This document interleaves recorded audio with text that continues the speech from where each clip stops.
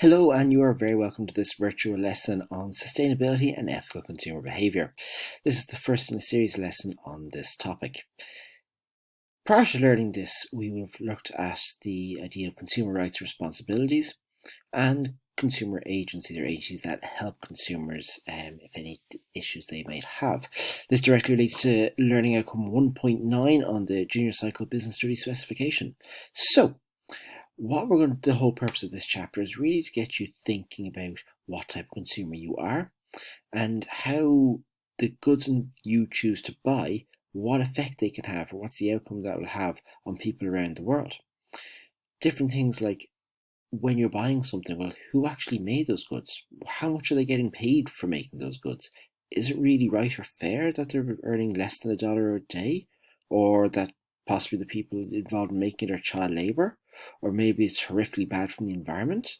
Or maybe it's being imported from faraway places like China, where it could equally easily be sourced at home here in Ireland? These are the different questions we're going to look at in this chapter.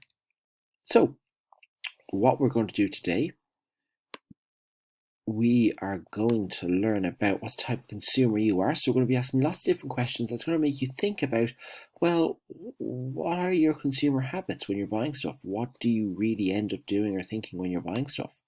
We're then going to look at two nice new little keywords for today. We're going to look at what non-renewable resources are, and we're going to define what a renewable resource is. So let's get stuck into it. We're going to ask our first question there. So there's quite a lot to this one here. I want you to think about, are you an informed consumer? We looked at the idea of an informed consumer before. So when you're buying something, do you really know about the good you're buying?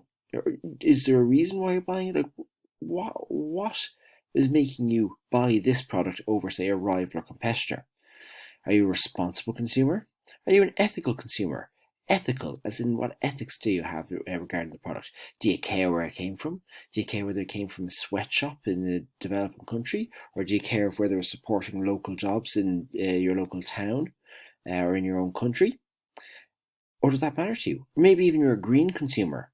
A green consumer isn't someone that cares about the environment. Do you care maybe is it made from recycled packaging?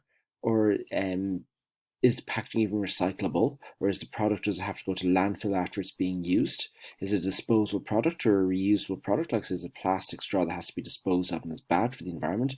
Or is it something like a renewable stuff? I mean, a metal straw, of course, a metal straw that you can use time and time again.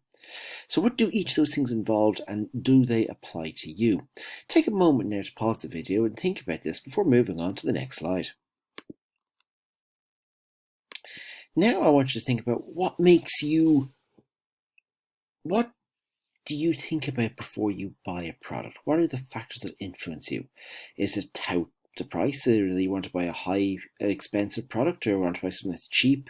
You were looking for something that's good quality or low quality just to get you through a certain job?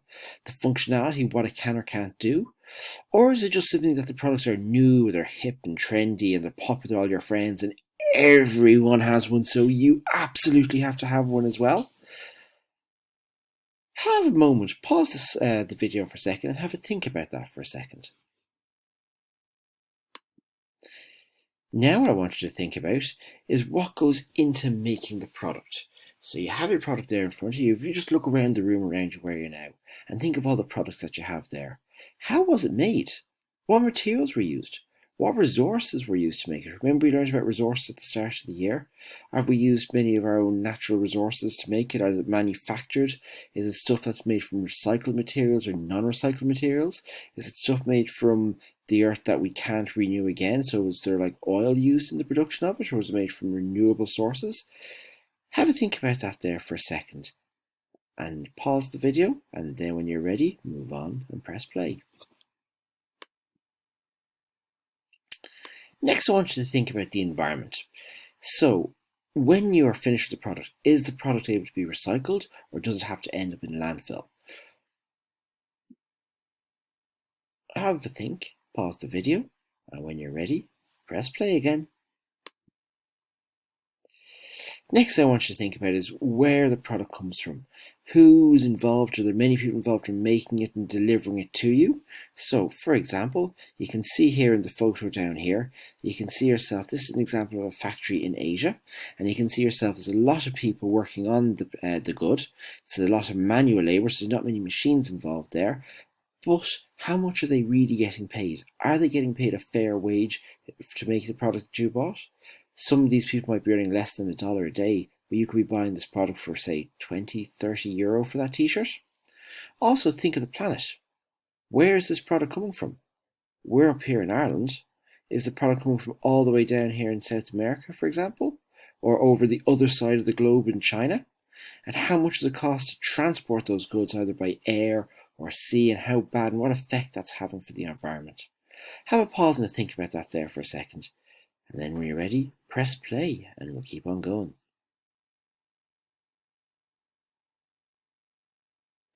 Now I want you to think, when you're all finished with the product, what do you do? So regardless of what the product is capable of doing, what do you end up doing with the product? Do you just chuck it into the black bin and send it off to landfill and sure good luck, be gone, not a bother at all? Do you, if it's closed, say for example, bring it to a charity shop or bring it to a swap shop for someone else to reuse it instead? Do you put it in the recycling bin, or do you go out of your way and bring it down to a recycling centre so that it can be reused again in the future? Or if something breaks, do you just bin it and get a new one? Because sure look, it stopped working, they're cheap enough, so I'll just get a new one anyway. Or do you go to that little bit of extra effort saying, well, hold on now, can I fix this and can I reuse this again? Guess what I'm going to say next, folks? You guessed it. Pause the video, have a think, then you can move on to see what's next. The excitement is unreal, I know. So folks, now that we've thought about what type of consumer you are, what we're going to do now is I want you to think about we're going to learn some key terms now. I want you to think about the difference between renewable and non-renewable resources. And I want you to think about, can you think of any examples of a renewable resource and examples of non-renewable resources? Pause the video now and have a quick think about this. Thought about it yet? Got the answer? If you are, we'll move on to the next slide now and see if you got the answer correct. So, a non-renewable resource are resources that are limited in supply and cannot be replaced.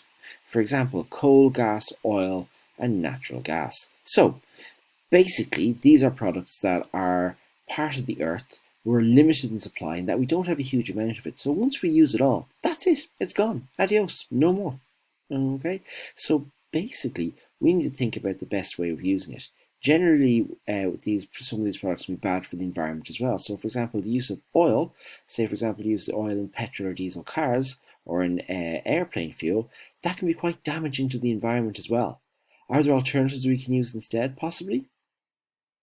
Think about electricity. Electricity often is powered using non-renewable resources such as coal or gas. Can we use renewable products instead that are better for the environment? That brings us to our next keyword of renewable resources, which, if you hadn't already guessed what the definition was from what I said, here we go. They are resources that are not limited in supply. They don't run out, and they can be regrown, reused, or recycled. Can you think of the examples?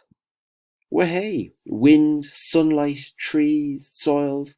So if you see here in the picture, you can see yourself there. There's a picture of a wind farm.